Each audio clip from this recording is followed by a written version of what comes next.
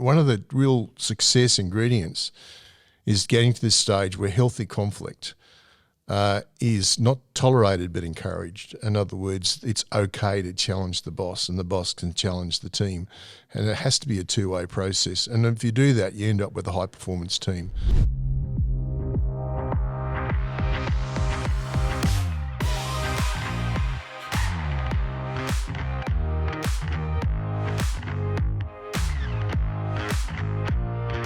G'day and welcome back to the Coast and Commerce podcast. I'm Ben Amos from Innovate Media, and on this podcast, it's all about bringing stories, insight and inspiration from business leaders across the Sunshine Coast and Queensland and beyond.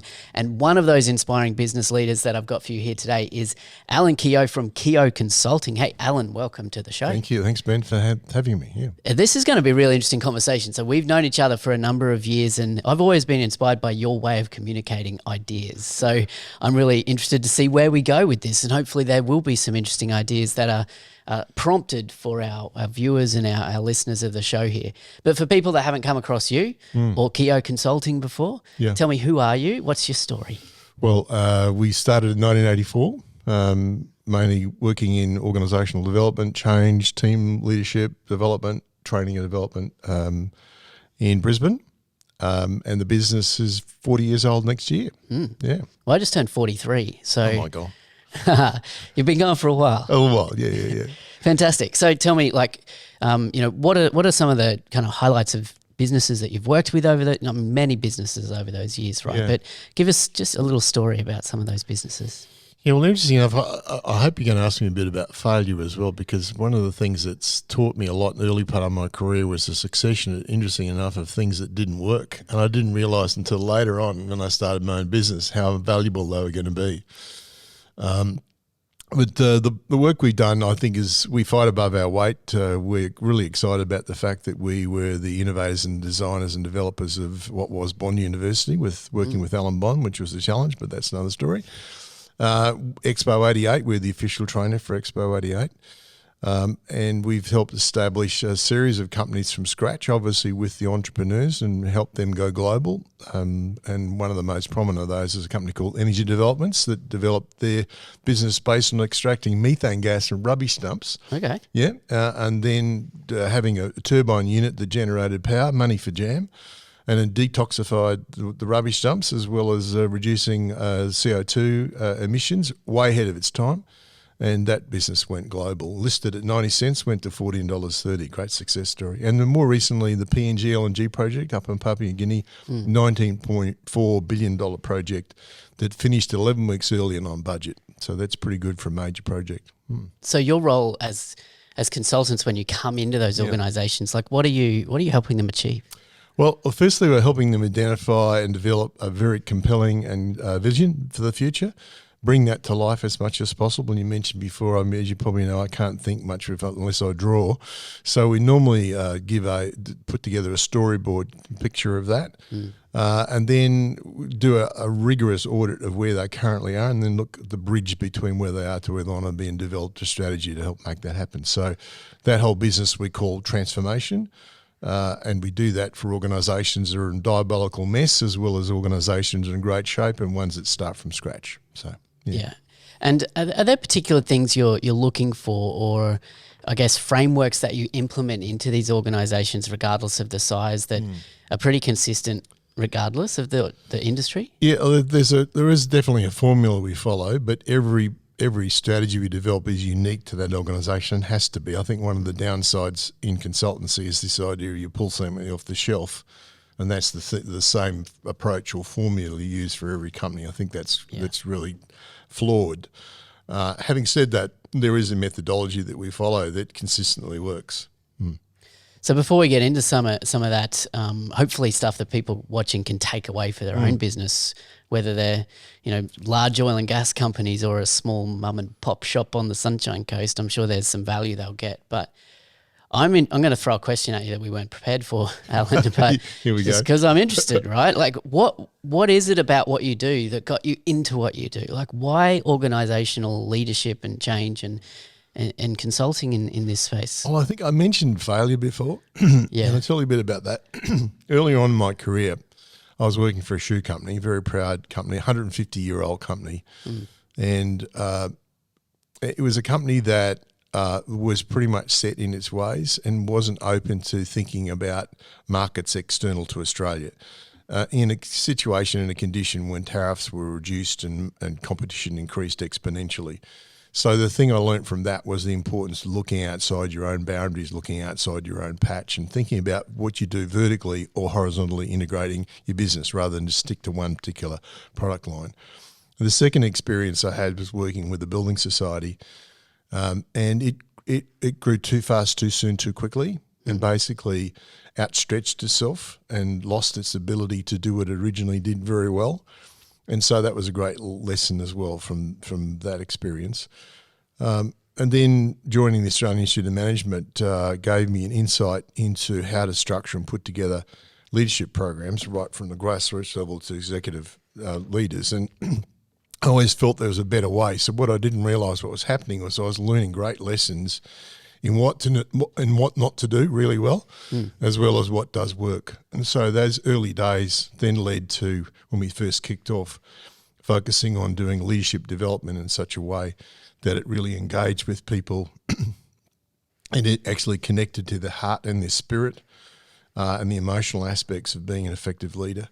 And in particular, encourage people to be vulnerable and courageous. Awesome. So when you come into organisations, and obviously, you're coming in often cold into an organisation. Yeah, so, what are you looking for? Like, what are some signals or some common things that you're kind of looking for in that initial phase to kind of work out where is this organisation at, and what do they need from you to get to where they need to be? Does that make sense? It certainly does. Initially, we're looking for, does the client really understand the challenge that they have? And sometimes they don't, and that's the reason they're engaging us, to help them get clarity about where they want to be and where they are. A classic example there was doing some work for Carlton United Breweries on having a massive turnover in staff, and started with the premise that it's not possible to sort of turn that around. So one of the things that certainly stretches and challenges me when someone says it's impossible, it can't be done. You've got me and I'm hooked, unfortunately. But I'm not sure I answered your question properly then. But well, I mean, like many listeners or viewers of this show are probably at the small, medium businesses, right? Yeah. And they may be the founders or they may be the owners of the company or managers of the company or just employees of the company. Yeah. But I guess, if you could identify some common things that you see in organisations that, maybe indicators that there is room for improvement. What are you looking for? Well, I guess the first thing is how is the organisation structured? Yeah. Who's in charge? The quality of the leadership is absolutely critical. Is there succession in place, particularly for a small business or a family type business? What's the backup plan if one of the key rainmaker falls to one side or retires or decides to sell their business? The other is the significance and importance of what they do, the value that's current, but also is their potential to leverage what they currently do, expand their business, and do they have the capacity to reach scale? We're working with a number of small businesses at the moment. I'm talking about that, and I'm talking small meaning with maximum sort of 20 people, and one of them is in the healthcare sector. It has a fantastic concept. Their challenge is to reach scale. And so they do what they do really, really well, but their challenge is to actually expand their business exponentially. You've shared with me before, Allan, the idea of you've got this system of like color coding businesses, right? And so, and there's green and there's red and I think blue. Blue, that's right. So, can you share with us, how what is this color code, and how do organisations kind of work out where they fit within this idea? Well, for the life of me, I can't remember how we sort of come up with the idea, but it's just a convenient way of explaining to clients what we do. And so, yes, the red organisations will be organisations that are in strife. If they don't fundamentally adjust and modify what they're currently doing, they're potentially going to go terminal, and they're in trauma. So the second, and I'll give you some examples if you like, in the green organisations, they're the startups. They're the 1 and 2 people, back of a shed, great idea, great concept, or a single entrepreneur, and they want to take their concept and build it into a business. And the blue organisations are mature, well-established, perhaps even household names. Most of the ones we work with tend to be medium to large-sized corporations who realise they want to rejuvenate their brand or rejuvenate their business and take it to the next level. Awesome. So I want to unpack this a little bit further, Alan. So let's start with the green organisations, those startups, right? Yeah. The founder, great idea, needs some work though, right? Yeah. Can you give me some examples of those that you've worked with at that green level, and particularly, what are the common things that you see at that green level, and what do they tend to need to get to where they need to go? Yeah, look, I gave you one before, which was energy developments, is one of the examples. The other one was Bond University, and the larger scale one, but it's still relevant, is PNG LNG as a project. But so each case, what we're looking for there is, again, the concept, is it sound, is it solid, do they have the working capital to grow their business, to sustain their business, is there leadership depth, have they got capacity to generate work? Often they have a great idea, but they don't know how to actually commercialise what they do. So we help pull together a strategy, working with them. We never do it to them. We always do it with them to develop a strategy to help stage and bench their progress from where they are to where they want to be. Normally, for a startup, it's a 2-year type horizon, so get them up and running, and then from then on, 5-year type horizon after that. Yeah. Okay, awesome. So, and then that blue stage. So tell me about an example of the blue, and what's the common situations you find there? Yeah, well, the blue one's a bit different because first it starts with the realisation by the executive, normally the CEO and sometimes the board, that it is time for the business to take its next quantum shift in how it functions and operates. So, for instance, one of the ones we work with very successfully from 2012 to 2022 is Woodside, large public company. In fact, now today is one of the largest oil and gas companies in the world. And the mandate from Peter Coleman, who was the CEO at the time, was to help rejuvenate the business and take it to the next level, in particular to do that via changing the culture and the way the business operated and functioned. There's not much we can teach that organisation about how to run an oil and gas business per se, but our mandate was to help change the way people behaved, the way they operated, the way they functioned, to make a difference in the world. Yeah. How important at that level, that blue level, is that outside consultancy, having that outsider company come in and look at the company, the culture, what's going on from the outside? I think you've just hit on a really important point.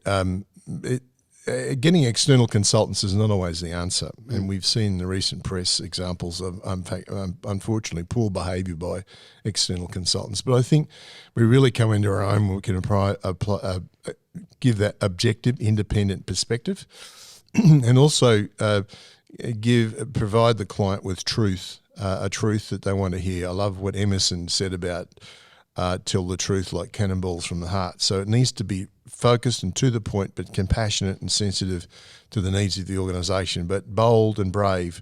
They want to hear the truth of their situation. They want to actually be challenged about the way they do things. So I think that's the important thing. One of the traps that consultants can fall into is telling the client what they want to hear. Let's talk about red organisations. So they're probably not fun to talk about, right? Oh, no. In fact, I get excited about them. Interesting enough, as it turns out, most of the ones we work with in the health sector. Okay. So the irony of this is health organisations that are unhealthy, and they're in dis-ease, they're in disequilibrium, therefore they're unhealthy. And again, it's the same story. One of the most successful ones is Western Health in Victoria. Ralph Willis was the incoming chair, ex-Federal Treasurer.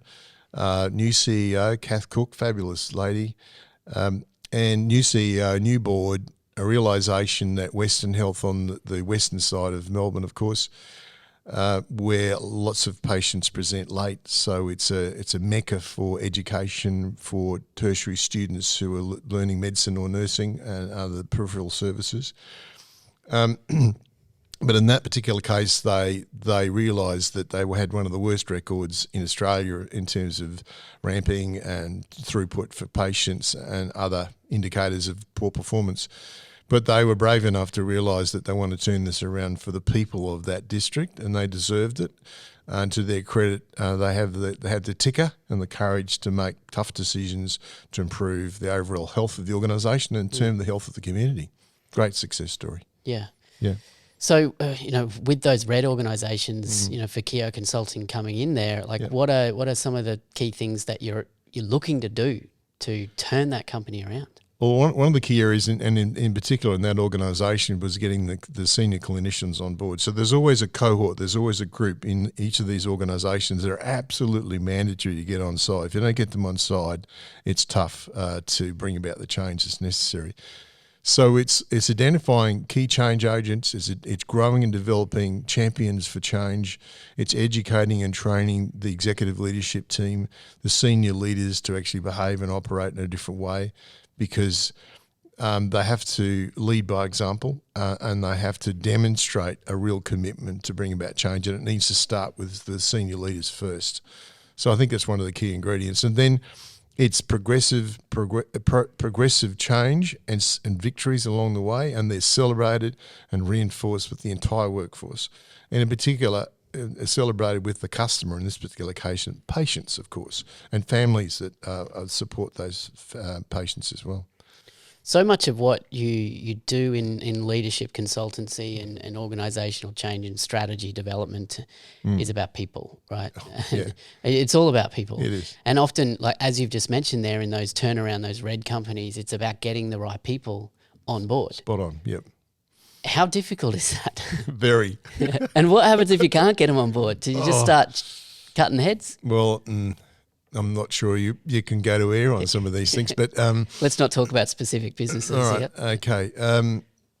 Look, I call it the onboarding process. I have a visual image, by the way, of a yacht, if you will, a gangplank. The CEO is standing on the yacht and is inviting each member of his or her team to come on board and walk the plank.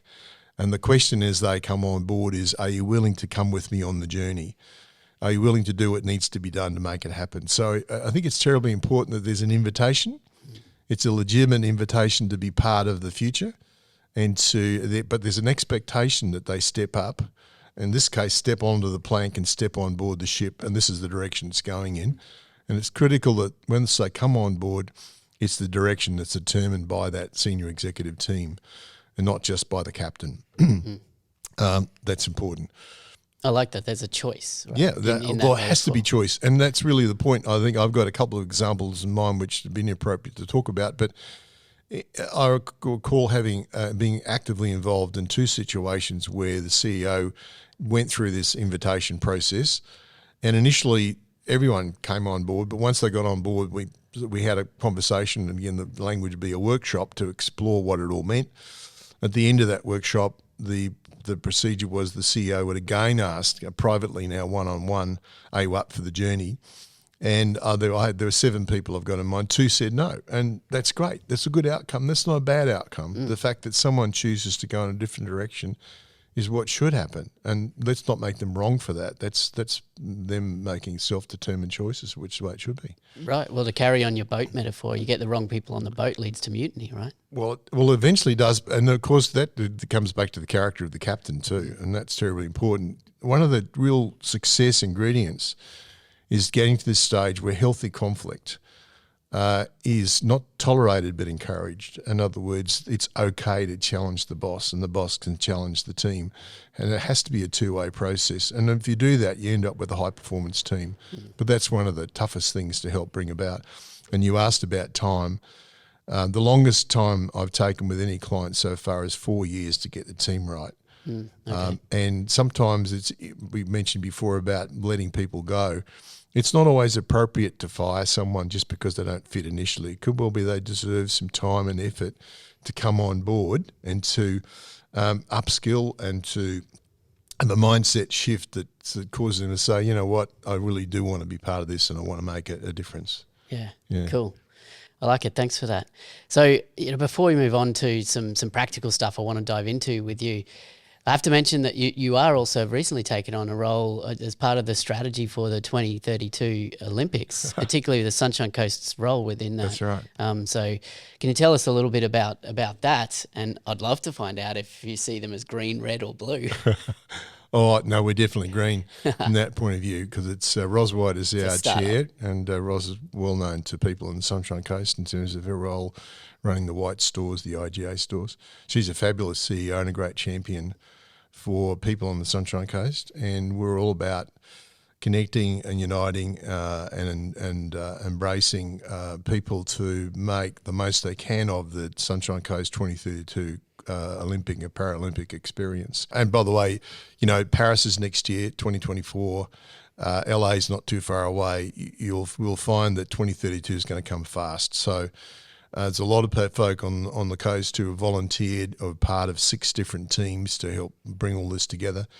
We have no formal mandate.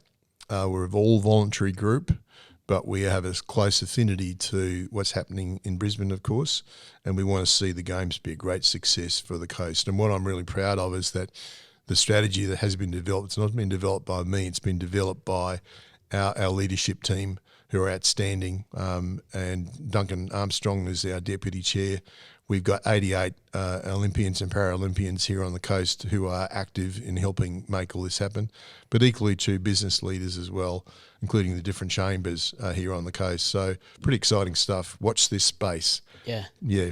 I imagine it's a great example of, you know, when strategic planning as a collaborative experience is so critical, right? Yeah. I think in organizations there is often a CEO, a founder, a leader, an owner of the company. So it feels like the strategy should come from the top down, whereas there's not in a voluntary based committee like the Sunshine Coast 2032, right? There is no leader. So, you know, it has to be that collaborative voice. Yeah, and it has been. I mean, we ran 2 workshops last year. The first one was called Synergy, and it was all about how are we going to synergise, how are we going to collaborate, cooperate ourselves to work on this. And of course, the centerpiece of that was developing an appropriate collaborative and inclusive culture. And the second workshop was more tasky, focused on the specific things we need to do from a strategy point of view. But all of that was built by the board that Ros has formed, and also the volunteer leaders from each of the teams that have been formed. So, you know, there's a lot of sticky fingers, as I call it, that are all over the document that's been produced that was officially launched in September of this year at Sunshine Coast University. Yeah, awesome. So just before we move on from the Sunshine Coast or the Olympics in 2032, I'd love to just hear from you, Allan, personally. What's your hope or vision or dream for the Sunshine Coast or the Southeast Queensland hosting the Olympics? Like, what do you hope that it brings to the Sunshine Coast? Well, I'm a resident of the Sunshine Coast, and there's a bit of a backstory here, but Mum and Dad bought a block of land in Coolum for £100 when I was 9 years old. I mean, think about that now, in Banksia Avenue, Coolum. And so I've been backwards and forwards from the coast many years, and I've got the skin cancers to prove it. I learnt to swim at Cod Hole at Cotton Tree at the age of 9, taught by the Surf Life Saving Club. So I've been a resident in full time up here on the coast since 2012. So my first aspiration is for the youth of the Sunshine Coast to get actively involved in preparing for the Games, and that's it. Just prepare for the Games, let alone participate in the Games. The second aspiration or dream I would have is that people on the Sunshine Coast volunteer and get involved. Min Swan's the head of our volunteering and community group, fantastic local citizen who does an amazing job. And if people want to volunteer, I mean, please reach out to us. I think the third our bold aspiration would be that everyone on the coast benefits from a business and tourism point of view. But equally true, the counter argument to that is we all love the coast. We don't like it to see it be spoilt. But rather than that, let's showcase what we've got to offer here. And it's not just about the coastal strip either. It's about the hinterland and people engaging with the fabulous produce that we produce here, the wonderful beaches that we have. Let's make what we know to be a special part of paradise known to the world. So it's a wonderful opportunity, I think, for everyone on the coast. Yeah, very exciting, and looking forward to seeing where the strategy takes Sunshine Coast in that time as well. So I want to get down into picking your brain, you know, the years that you've had of experience working in a range of organisations, a range of industries, you know, getting insight into how these organisations run and what makes them a success and what makes them fall down and trip over. Yeah. What would you say are the keys to success for an organisation, whether they be from small to large enterprise? Well, Margit Mansfield, our CEO, and myself produced a paper on this. We identified 10 key elements, but I'll just pick a couple out that I think make for sustainable success in business. I mentioned a couple already, but the first one is a compelling vision for the future that's brought to life, not just words on a page, but a visual representation of what you'd like the future to look like. It needs to be compelling, magnetic, attractive, bold, and slightly sort of almost non-achievable. It's elusive, but something you really want to aspire to move in that direction. Is that like that big, hairy, audacious goal You bet. thing? I think you need to set then big, hairy, audacious goals in sync with that vision. The second thing is your code of conduct or way of working. I think developing the effective culture by design, not by default. In other words, you purpose build the way you want people to function and work. And I mentioned that right up front because I think that puts in place the appropriate architecture that gives liberation to shape, form and style that encourages people to step outside of their capacity and unwrap, as I call it, their own packages of brilliance. I think the third thing is, again, really inspirational and courageous leadership, humble leadership as well, and vulnerable too. So it's human. I think one of the things I learned earlier on back in the beginning of my career was the importance of vulnerability. So I mentioned Dixon Shoes before. One of the saddest days, but one of the proudest days was us telling the organisation that 90% of them are about to become redundant in terms of their jobs. But people had such affinity and love for the organisation itself that the honest, raw truth about that, you thought it was a sad day. It was a great day in many ways because people were celebrating the great history of that organisation. By the way, we found 95% of the people that were redundant, we actually had them walk out of that into a brand new job. That was part of our termination process, was to guarantee people would have a new job after they were terminated, by the way. We won a major award for that, but that's another story. Interesting. Yeah. Win an award for terminating people. I know. But terminating them in the right way. And by that was a partnership formed with the unions as well as the Commonwealth Employment Service at the time. So the companies, CES and the unions were all collaborated to help make that happen. It wasn't just me or us. Yeah, I think the fourth thing is, I mentioned it before, is getting the right team together. You know, the really able, capable people who can lead, can interpret the strategy, develop that strategy and implement it well. And then I think if I had to pick one other thing, it would be a staged implementation plan, fit for purpose, sensitive to the needs of the people, timely, well thought through, with progressive review points along the way, and review points also opportunities to celebrate progress. I think celebration is underrated. I think it's important that we actually acknowledge the contributions that people make along the way. Just a simple thank you too is so powerful to an individual, but also to the organisation for where the organisation is at, as well as the honest truth about things. Some things aren't working. Let's have honest conversation about that. Follow that very quickly with what are we going to do about it, and then take action to make things work. I love that all 5 of those, and I recognise they're just 5 of the 10 that you have there, but all 5 of them, I believe, are things that can be implemented in an organisation, whether you've got a team of 2 or 3 up to 200 or 300 or maybe beyond, or 3,000, right? Yeah. So, I love that. I think that idea of culture by design, of like having authentic and vulnerable and strong leadership, of having the right team and having a clear vision of where you're going and having the path laid out so that people know the journey that they're on. All of those things are critical to success. Yeah, sure. So that's success, right? What about failure? What are the common things that lead to failure? Is it just not doing those things? It's not just the opposite. I mean, I've got some examples in mind, and it's probably inappropriate to mention some of the companies, but one in particular is being in denial. In other words, you're engaged to work with a client to help develop a future, design a future. Great. Then we have a conversation about how things are. And then that conversation, and normally we make that a fairly rigorous process to identify what shape the organisation is in. And it's when that information is shared with the executive team, there can be very defensive behaviour around that. And one of those is being in complete of the truth, if you will. And so if that happens and if there isn't sufficient courage to own what's actually has happened without getting into blame, it's not about blame. It's just about owning up to the fact, yeah, things haven't worked. Okay, let's turn it around. So that would be one of the key trip points. I think the other one is, and I got a note the other day from a CEO I've been working with in Sydney, who was telling me that some work we did initially to get the team onboarding process has fallen apart a bit. I think the second thing is momentum. It's a bit like going to the gym once and assuming you're going to get fit.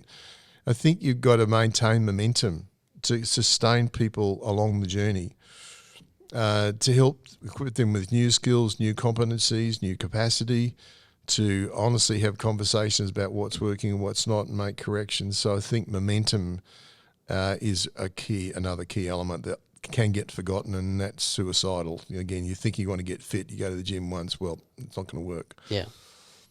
And I suppose if there was a third thing, the third thing is a poorly thought through plan and then poorly executed. So not having an effective plan, well thought through, and not resourcing it either in such a way that you overpromise and underdeliver, or you overextend the organisation's capacity to do what needs to be done. Another way of saying that is sometimes doing two things too fast, too soon, too quickly.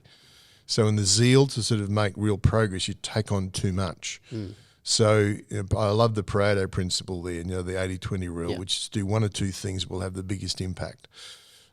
So I think that's the other flaw. And sometimes that's just out of sheer enthusiasm because everyone's so excited and you just try and do too much. So does that help, Ben? Yeah, I love it, definitely. And I'm sure it resonates with some people listening and watching today. Whether you've made those mistakes yourself, some of them I have. Yeah, I have. Or whether it is just identifying those potential mistakes and roadblocks that can get in your way of the success you want for your business. Just in closing it, Allan, I'd love for you mentioned 40 years in business. Yeah. If you were to say one thing to yourself 40 years ago in the early days of starting your business, what would you say to kind of hit you on the road to success? I mean, you've been there, you've got success, you've had a successful business for 40 years, but I'd love to know, like now, 40 years later, what do you wish you knew? What do you wish you told yourself? Well, one of the things I did recently was walk Kokoda. And it was a pretty emotional experience. I lost 9 kilos.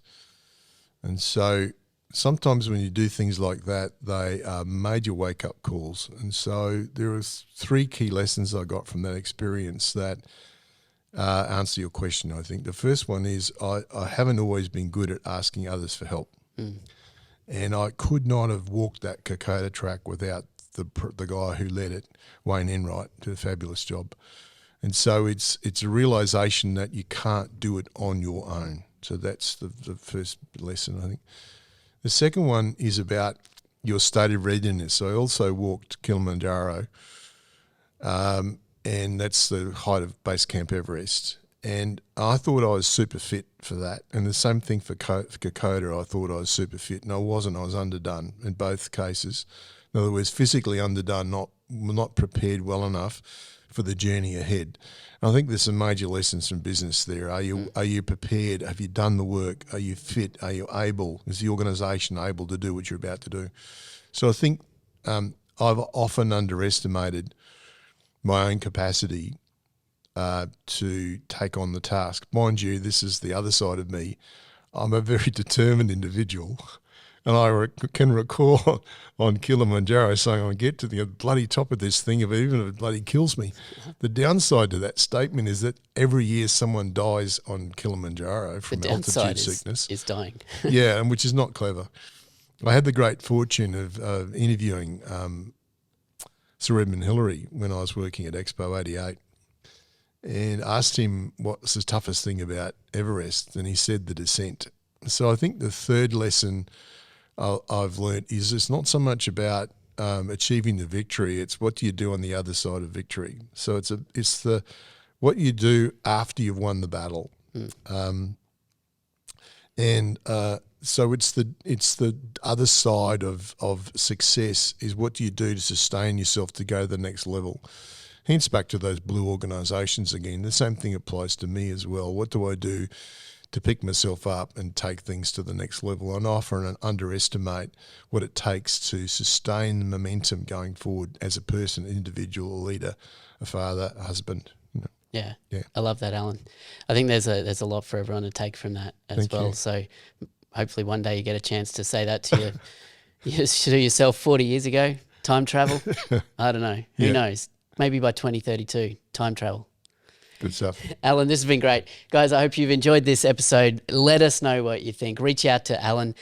Before we let you go, Alan, what's the best way for people, if they want to connect with you further and learn more from you? Please Google us on our website, Keogh Consulting. Alternatively, just drop me a line, alan@keoghconsulting.com.au. Thank you. Thanks, Ben. Awesome, guys, and hope you've enjoyed this episode. So if you have enjoyed this episode, hit subscribe on your podcast player or subscribe on YouTube if you're watching the video version, and we'll be back with you with another inspiring business leader from the Sunshine Coast real soon. Take care. Thank you.